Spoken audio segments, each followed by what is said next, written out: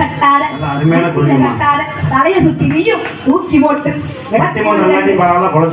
குடி ஒட்டு 2000 வத்தாலு எல்லாருதாயி 500 நோட்டு நாள் கேட்கறது நான் இல்ல ஜக்கம்மா காலி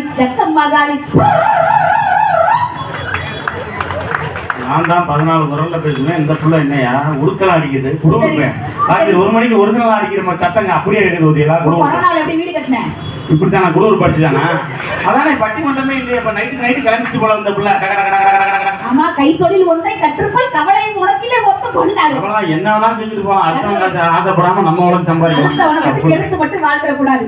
உன் கையை நம்பி உயர்த்திட பாரு உனக்கு என்ன ஒரு வரலாறு உனக்குள்ள சக்தி இருக்கு அதை குசிப்பிட வழிபாரு சுவரைகளை மாறி மாலை சூடிடு அடையவனுக்கு என்ன குணம் எவனுக்கு என்ன வீரம் கண்டதிகள் போகுவதுமே ஒரு விடைக்குள்ள அடைபட்ட ஆடவரம் தங்கிருக்கும் அதுவரை போது மனமே சிங்கநடை போட்டு சிகரத்தில் ஏறு சிகரத்தை அடைந்தால் வானத்தில் ஏறு போயிட்டே இருக்கும். நம்ம கைய நம்பி வாழணும். அடுத்தவங்க நம்பி வாழணும் நினைச்சோம்னா வாழ்க்கை சந்தோஷமா எப்படி இருக்கும் நடுவர்களே? ஆகவே நடுவர்களே ஒரே ஒரு விஷயத்தை சொல்லி நான் நிறைவு பண்றேங்க. ஏன் தெரியுங்களா? எப்பொழுதுமே நம்மளை பத்தி 1000 பேர் கிண்டல் பண்ணதான் செய்வாங்க. நாங்களே எல்லாம் பேசிட்டு யூடியூப்ல எவ்வளவோ பேர் திட்டிக்கிட்டே இருப்பாங்க. ஒரே ஒரு விஷயம் சொல்லிட்டோமா, யூடியூப்ல நாங்க பேசுறத பார்த்துட்டு நாங்க மக்களுக்கு நேரடியா அவங்க எப்படி ரசிக்கிறாங்களோ அதுக்கு தகுந்த மாதிரி பேசுறோம். கீழே கமெண்ட் போட்டவங்க எல்லாம் அதே இடத்துல தான் உட்கார்ந்து இருப்பாங்க. நாங்கள் 1000 வெளிநாடுகளுக்கு விமானத்தில் பறந்து கொண்டிருப்போம்னு சொன்னா அடுத்தவங்களை பத்தி ஏளனம் செய்யறவங்க அதே இடத்துல தான் இருப்பாங்க. அடுத்தவங்க பேசுறத கண்டுக்காம வாழ்க்கையில உயர்ந்துட்டே இருந்தோம்னா நம்ம மட்டும் போயிட்டே இருக்கலாம்.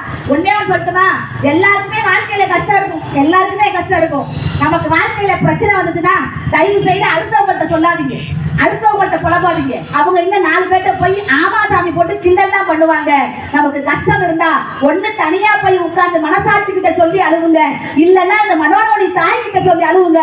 இவங்க 2 பேர் மட்டும்தான் நம்ம குறைகளை கேட்டுவிட்டு அடுத்தவர்களிடம் ஏளனம் செய்யாத 2 நபர்கள் நடுவர்களே. புதுக்கோட்டை மண்ணில பிறந்த அரசு பள்ளியில் படித்த ஆர்த்திங்கிற மாணவி அரசு நடத்தின அந்த கலை திருவிழாவுல பாட்டுலயும் முதல் பரிசு வாங்கினா அந்த பொண்ணு, நடனத்திலையும் முதல் பரிசு வாங்கினா.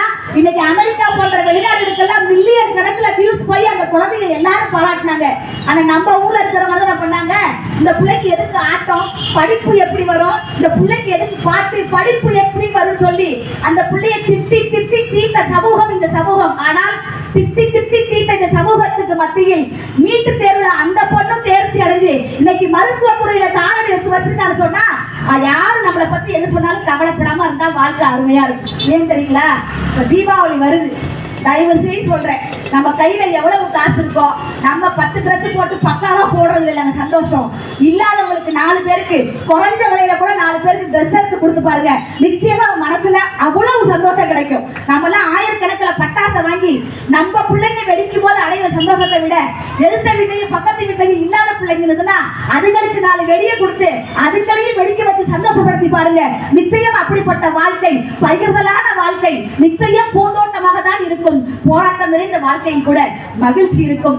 மறைந்த பிறகு நாம எல்லாம் சாம்பிளா போறதை விட வாழ்கின்ற போதே சாம்பிளா வாழ்ந்துட்டு போவாங்க. அதாங்க வாழ்க்கை எப்போதே சந்தோஷம் சொல்லி விடைபெறுகிறேன். நன்றி, வணக்கம்.